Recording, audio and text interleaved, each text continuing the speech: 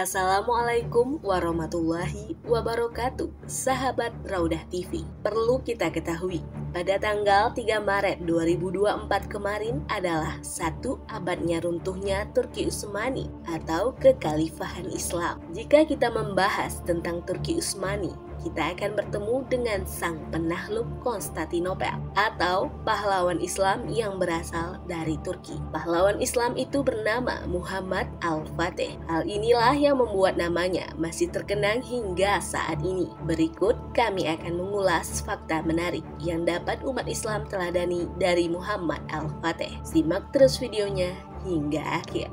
Fakta yang pertama, di balik nama Muhammad Al-Fatih, pria yang lahir pada tanggal 30 Maret 1432 itu biasa dikenal sebagai Muhammad Al-Fatih. Namun, ternyata sebelumnya Muhammad Al-Fatih bukanlah nama yang dimiliki beliau. Pahlawan Islam ini bernama Mehmed bin Murad, merupakan anak ketiga dari Sultan Murad II yang saat itu menjadi pemimpin di Turki Utsmani. Nama Muhammad Al-Fatih ia dapatkan setelah ia berhasil menaklukkan Konstantinopel, yang pada saat itu Konstantinopel menjadi benteng terkuat di dunia.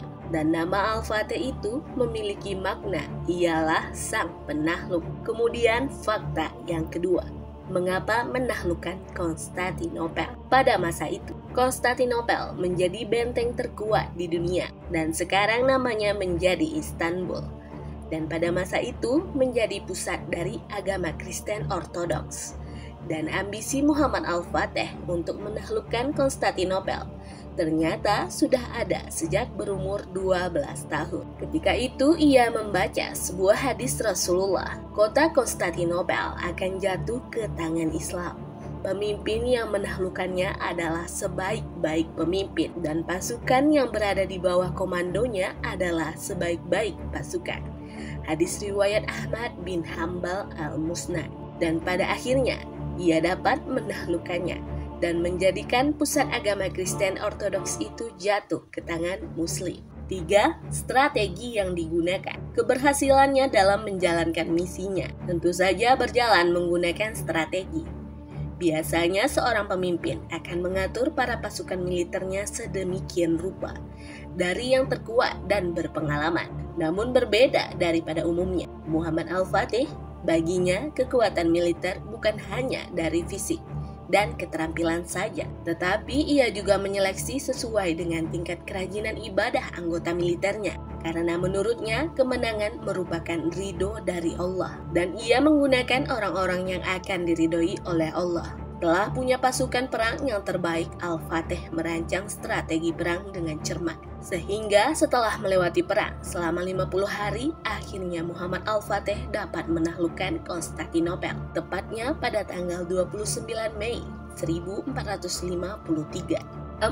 Digurui ulama. Untuk membantu Muhammad Al-Fatih berkembang, pasangan Sultan Murad II dan istrinya menugaskan guru-guru terbaik untuk anaknya, yakni Mehmed atau Muhammad Al-Fatih. Salah satu yang menjadi gurunya ialah Syekh Ahmad bin Ismail Al-Qurani, seorang ulama yang paham Al-Quran.